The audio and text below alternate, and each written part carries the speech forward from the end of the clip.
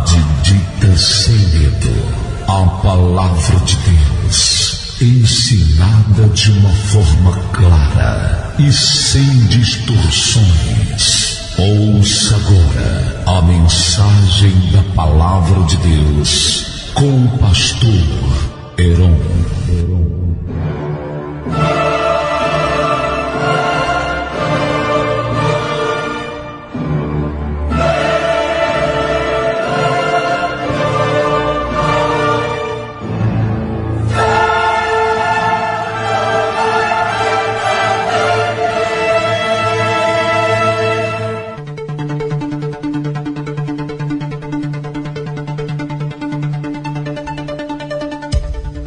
Muito bem, meus amigos, é um prazer muito grande mais uma vez estar com cada um de vocês para comunicar o Evangelho de nosso Senhor Jesus Cristo.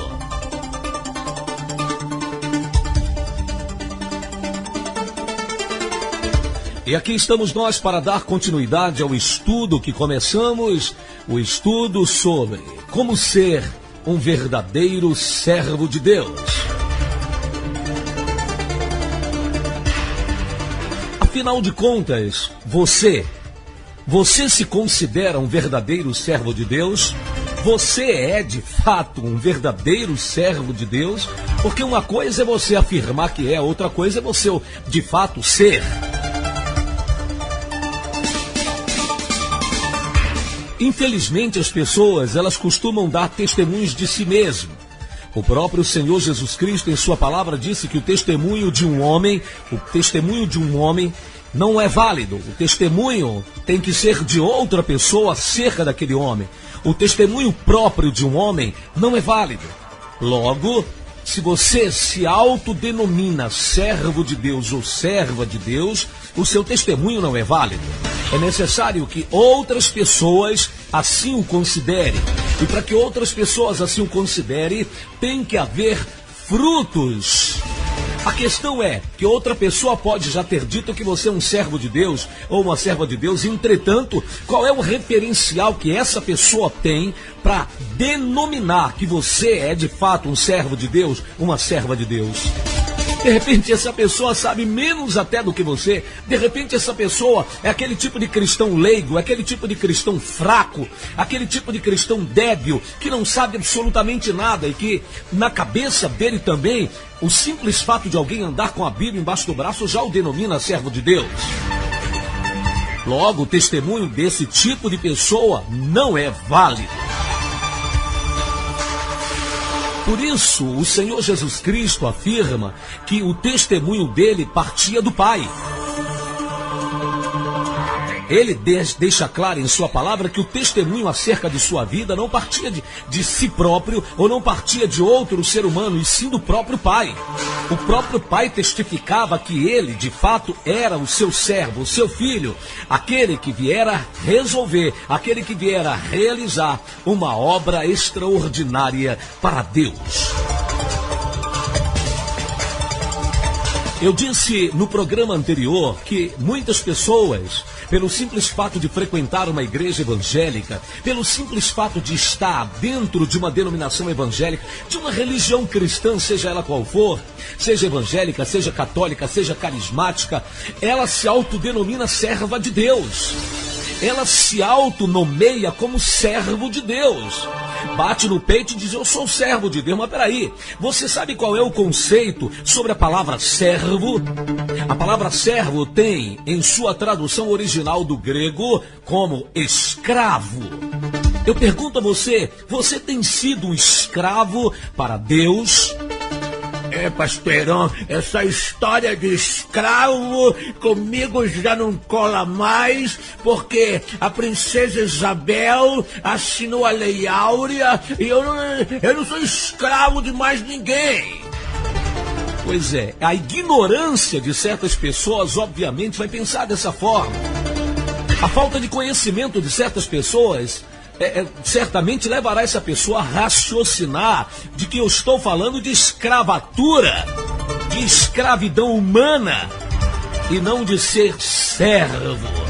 Escravo, aquele que possui um senhor, aquele que possui um dono, aquele que possui alguém que está acima dele de uma forma de comando. Quando a Bíblia Sagrada refere-se a servo, não está se referindo à escravidão de um homem para com outro.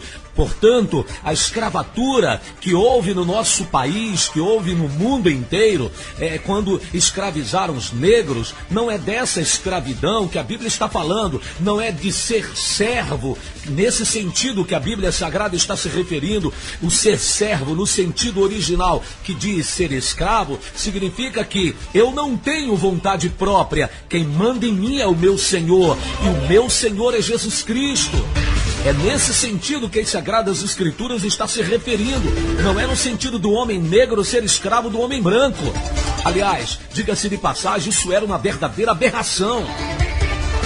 Como pode um ser humano sendo falho, sendo cheio de erros, cheio de defeito, ainda que a tonalidade da sua pele seja clara, escravizar um outro ser humano que também tem sentimentos, que também tem emoções, que também tem vida, que também tem os mesmos órgãos internos e externos, e apenas porque a tonalidade da sua pele é diferente da outra, vai ser escravizado, vai ser submetido a uma verdadeira escravidão, a um verdadeiro estado de deploração, porque a tonalidade da pele é diferente. Isso é um verdadeiro absurdo que a raça humana criou sobre a terra. Mas a palavra servo, no sentido bíblico, refere-se a ser escravo do Senhor, a se submeter ao Senhor, a ser empregado do Senhor, a realizar um serviço para o Senhor.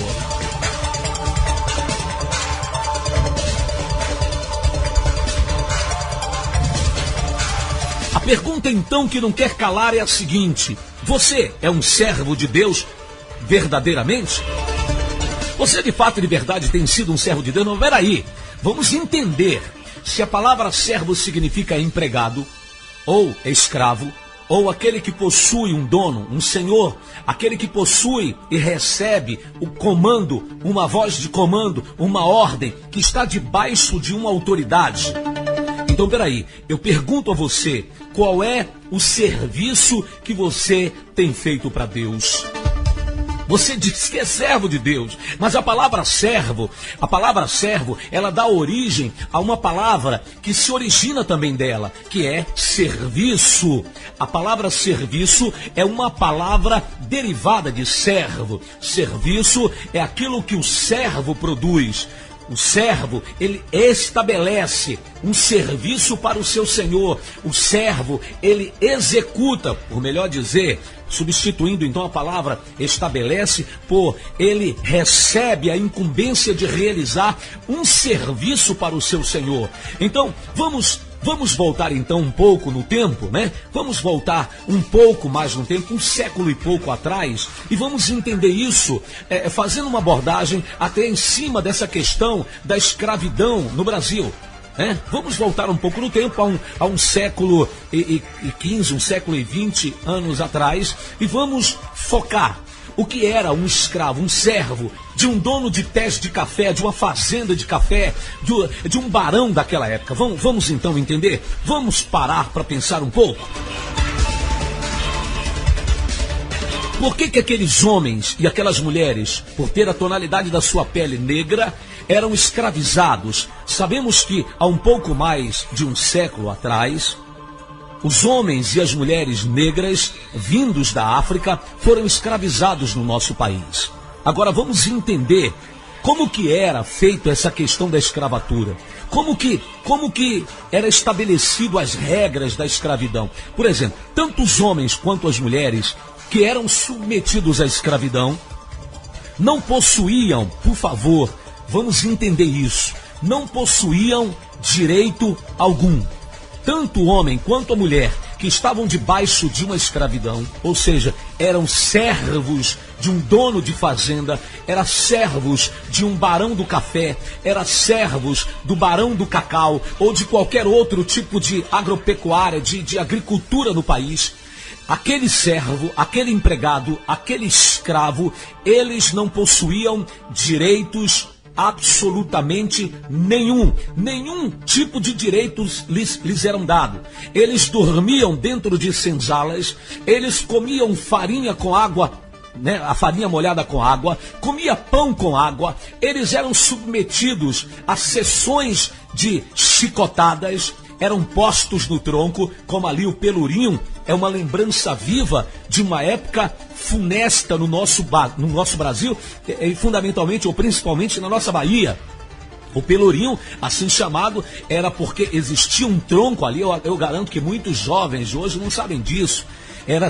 Possuía um tronco ali onde os escravos apanhavam, que ali era uma fazenda de um desses barões que existiu no nosso país. Ali, naquele lugar, naquele largo chamado Largo do Pelourinho, era um tronco que possuía ali, cujo nome originalmente não era chamado de tronco e sim de Pelourinho. Por isso o nome da região, o nome daquele largo se chamava Pelourinho, porque existia um pelourinho ali, ou seja, existia um tronco onde os negros eram espancados, onde os negros eram chicoteados. Mas por quê? Porque eles eram escravos e entendia-se naquela época que a lei da escravatura denominava que o seu senhor, o seu dono, possuía todos os direitos, possuía todas as terras, que os escravos não podiam possuir nada, até os filhos que eles tivessem, possuía o dono. Não era deles, era o dono que possuía. O dono dos filhos dos escravos era o senhor da fazenda. Eles não tinham direito sequer aos próprios filhos. Então você veja que coisa estarrecedora. Aqueles homens e aquelas mulheres daquela época sofriam amargamente, apanhavam, baixavam a cabeça, não tinham condições sequer de levantar os olhos para olhar no rosto do seu senhor. Mas eles executavam trabalhos árduos, eles não tinham hora de levantar, também não tinham hora de dormir, levantava a hora que o seu senhor queria, fazia o trabalho que o seu senhor mandava, estabelecia aquilo que o seu senhor ordenava, e em momento algum esses servos, esses escravos podiam levantar a voz ao senhor da fazenda e dizer: eu não quero, eu não estou satisfeito, eu vou embora daqui, sob pena de ser chicoteado até a morte no pelourinho. Quando eu digo Pelourinho, eu não estou me referindo ao Largo do Pelourinho que hoje nós temos ali no centro de Salvador. Estou me referindo ao tronco, mais conhecido como todos que já assistiram filmes ou novelas sobre a escravatura, era mais conhecido como tronco, mas o nome desse tronco normalmente chamado naquela época de Pelourinho. Era lugar de sofrimento, era lugar onde os homens eram chicoteados até a morte, era lugar onde eles dali saíam para dentro das senzalas com o corpo todo retalhado de tanta chicotada e eram tratados com água e sal. Era colocado sal em suas feridas para cicatrização. Agora você imagina um punhado de sal grosso em cima dos vergões, onde os chicotes dilaceravam o corpo daqueles homens e daquelas mulheres. Tudo isso os negros viveram, tudo isso os negros passaram na sua fase de escravidão nesse país. Não só nesse país, mas em tantos outros países, porque eu queria entender por que cargas d'água os outros países brancos puderam imaginar que só porque eles, homens e mulheres de cor negra, tinham que ser menor, tinham que ser submetidos a tal atrocidade. Eu queria entender isso, eu queria compreender o que se passa na cabeça de um homem branco, de uma mulher branca, para pegar um povo, só porque é um povo de um país humilde, é um povo que vivia lá com sua cultura, com a sua maneira de ser, com a sua maneira de pensar, mas porque tinha a tonalidade da sua pele diferente, foram tomados como escravos, chicoteados, maltratados, pisados, humilhados, cuspidos, tinham seus filhos roubados, tinha suas mulheres muitas vezes tomadas pelo dono da fazenda, que tinha elas como objeto sexual a hora que bem entendesse. Então eu queria entender o que se passa na cabeça de um ser humano para tomar tal atitude, sabe, assintosa, aberradora.